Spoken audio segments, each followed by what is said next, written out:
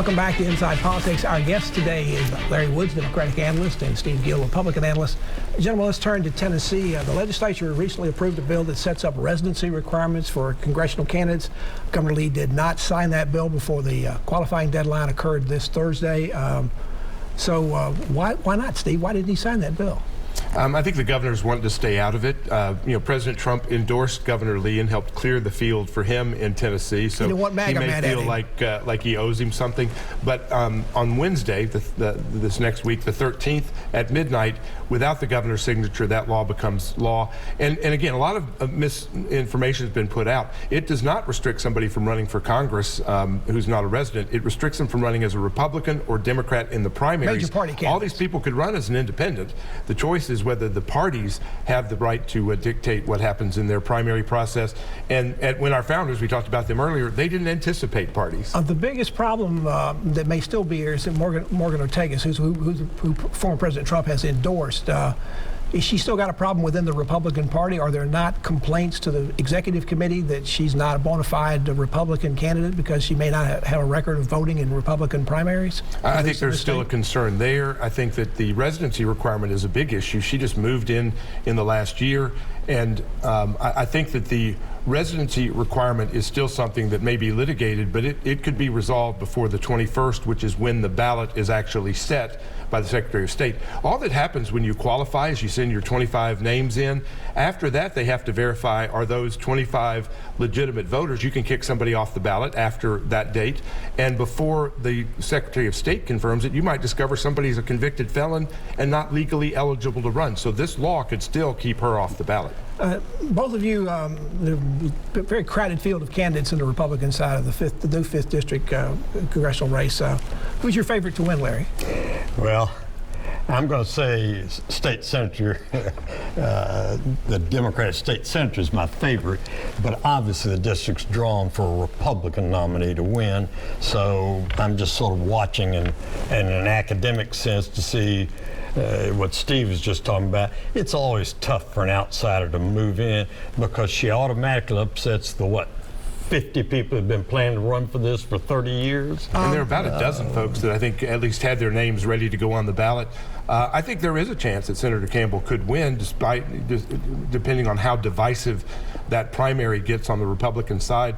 You're going to have enough people running that somebody may win with 24% of the vote, which does open up. It's about a +10, +12 Republican district. So, she flips 5% of those Republicans, and she's a congresswoman. On the Republican side, on the Republican side, former House Speaker Beth Harwell announced that she's raised $350,000 in the first 5 weeks she's been in office. That may not be enough even to take care of her media stuff, but it's a pretty good start. Would she be considered the front runner given her name recognition from having already been in politics in this state for a good long while? I think at this point polling is going to be based on name recognition. So a Morgan Ortega is probably lagging way down in the polls. Money can overcome that. I think with the kind of crowded field you have, and with the expenses that are going to be spent, if you buy TV, and don't stop buying TV, but if you buy TV as a candidate in that congressional race, you're buying into 4 different congressional districts, so it gets very expensive. I think grassroots, hand-to-hand combat is going to be a key to this race, and that favors Andy Ogles, the mayor of Murray County. You mentioned the situation with State Senator Heidi Campbell here in Nashville running for the 5th District in Congress.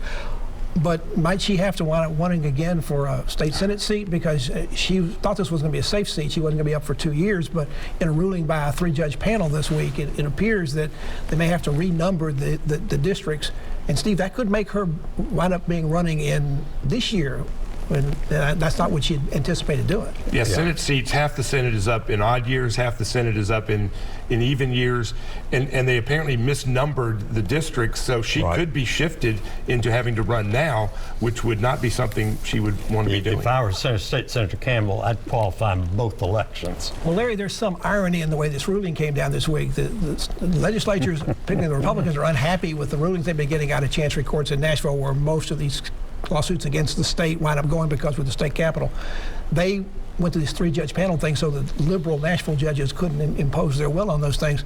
This is the first big case they've had since this came up, and the Republicans didn't get the ruling they were looking for. Well, that's right. the 2-to-1 ruling on the state, throwing out the state redistricting plan did not go the way the Republican Party wanted. And it's back to the same fallacies Steve and you were talking about at the start of the segment.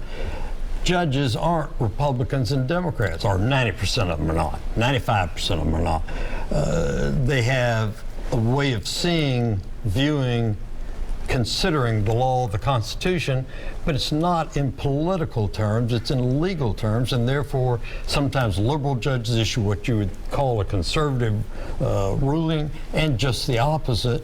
So I don't think the Republicans really accomplished any change at all by saying we'll have 3 judges sit.